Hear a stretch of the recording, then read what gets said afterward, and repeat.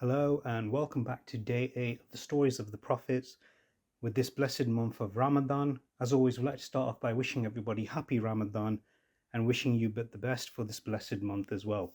And we hope when Eid comes that you have a good time as well with all your loved ones. Today we're continuing on with the stories of the prophets. We're going to be talking about Prophet Lut, which is known as in the Bible as Prophet Lot. Prophet Lut was raised by his uncle Prophet Ibrahim, may peace be upon him. Prophet Lut was loved, respected and believed in Ibrahim's message even when everyone ridiculed him. Prophet Ibrahim, together with Lut, travelled far and across land and sea and trying to invite and spread man into the fold of Islam. During Ibrahim and Lut's migration to Palestine, they received the divine decree of Allah that Lut had been chosen to be a prophet and messenger for the people of Sodom. Allah directed his new prophet travel back to the city of Sodom, situated on the border of Jordan and Palestine, with the mission to guide the people who sinned back to the worship of Allah. Sodom was a thriving city that had been visited by many travelers, merchants, and businessmen for trade. However, Sodom was also the most corrupt city with the highest criminal activity during that time.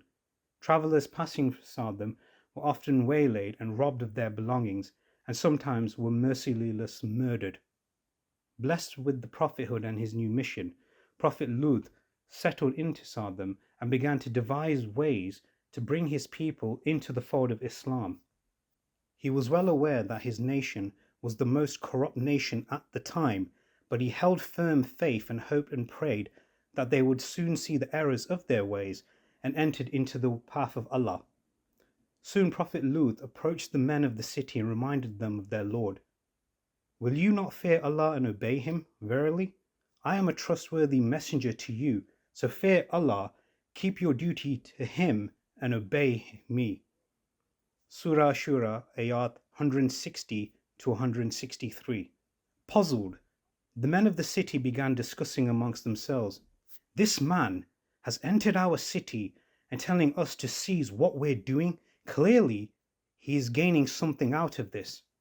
Prophet Lut replied, No reward do I ask of you for it. My reward is only from the Lord of the worlds. So, time for my thoughts. Regardless of where you live, faith can be a very powerful thing. For example, somebody who has been living in an area that's ridiculed with crime. There's a lot of bad dealings going off. There's a lot of drugs, alcohol, temptations, undesirable pleasures, the list goes on. But if a person who's been living in that area for 30, 40, 50, 60 years even, and they have never ever given into that type of temptation or into that life of crime, that says a lot, that you can go a long way on faith, whether you're stuck in the desert, you're stuck in the dark, you're surrounded by the wrong type of people, you're surrounded by people who are thinking you're up to something because you're trying to push them down the right way. No, because at the end of the day, if you give somebody, say for example, oh, you did this for me, here's a few £100, here's a few £1,000. No, thank you.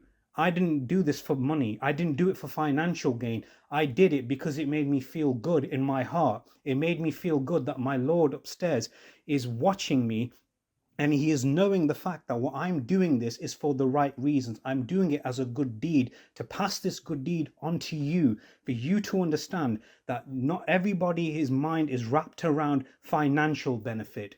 It's not about that. It's about passing on the good message that I can give you, that I have been brought up myself, that regardless of where I am, I will never ever give into the bad ways of trying to better myself. No chance, because regardless if you're earning something the wrong way, you're earning something that is not beneficial, you will never be satisfied with that wealth, which is always what they say, as we always say, halal.